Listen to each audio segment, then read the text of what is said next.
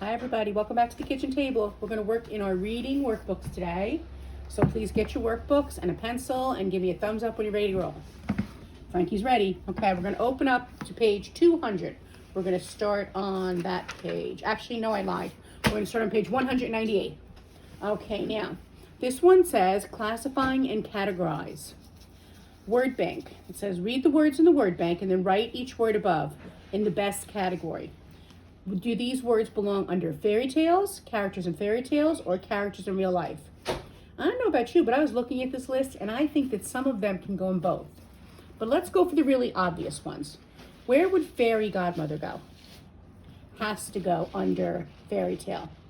So let's write fairy godmother under on the first line in fairy tale. Are there any other words that have to go under fairy tale? I would say fish friend. I mean, you could have a friend who's a fish, but in this case, it was more like the fairy tale part. And now there's a couple more I'm debating about, but let's go down to real life first and see what we could use. So we cross off fairy godmother, we cross off fish friend. Okay, what can we have in real life? Definitely a girl. Do you agree? Good. Cross her off.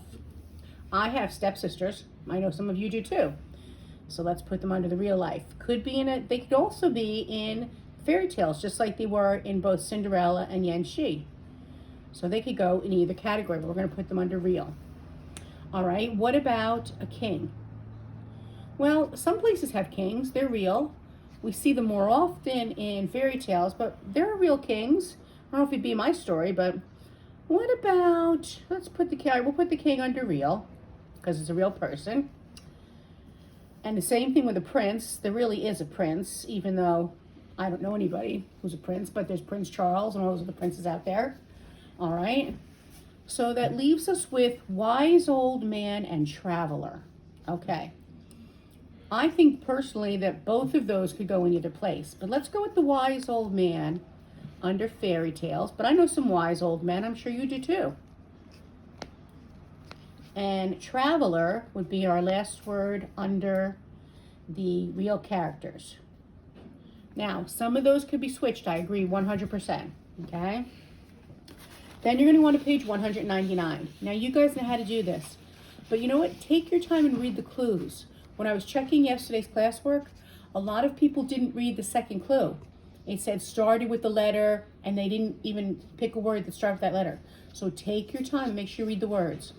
When you see your present, you will shout with joy. Which word's misspelled? Shout. I'm going to circle it and write it correctly on the line. S-H-O-U-T.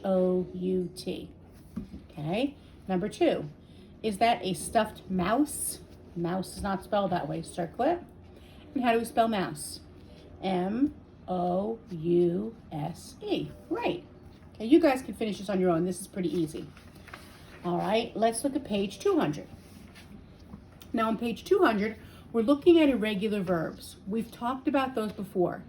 Any verb that does not form the past tense by adding ed is called irregular. Okay, so I talked today, yesterday I talked. I hopped today, yesterday I hopped. Today I sing, but yesterday I didn't sing it. Yesterday I sang. That's irregular. Right now I think. Yesterday I think it. No, I thought. That's irregular. Okay? All right, so Ye Shen blank lots of chores. Ye Shen have lots of chores or had lots of chores.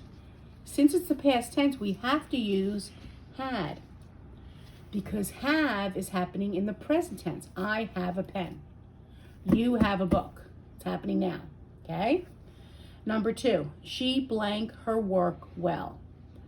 All right, first of all, you would never say she do her work well. You would say she does her work well. But that's the present tense. So we're going to choose did. She did her work well. Ye Shen had or have no help. All right, once again, have is the present. So we need to pick had. Ye Shen had no help. Okay. Jin and Jin Lee did or does no work. Okay.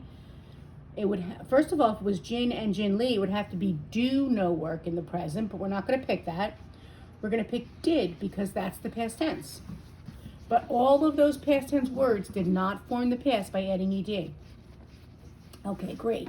Now you're going to read the paragraph and underline the 6 mistakes, then rewrite the paragraph. Make sure each verb matches the subject in the sentence. We've talked about that.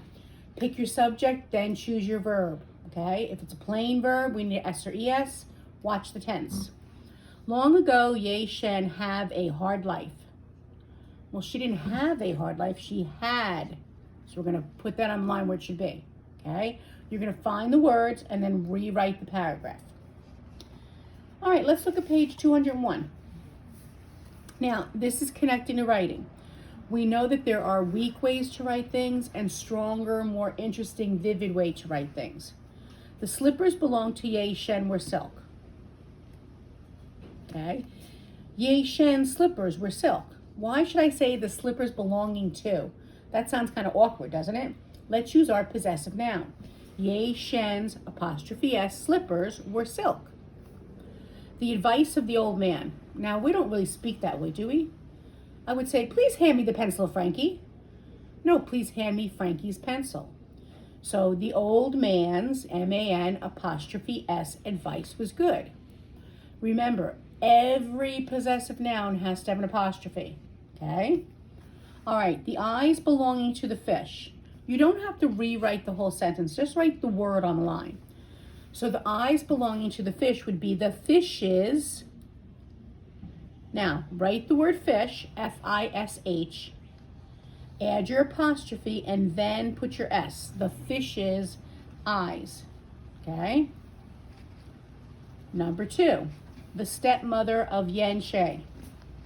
So we're going to put Yen Shen. Now we need to add the apostrophe S, and then you write stepmother. Okay, you don't have to write the sentence. Yen Shen followed the directions of the old man.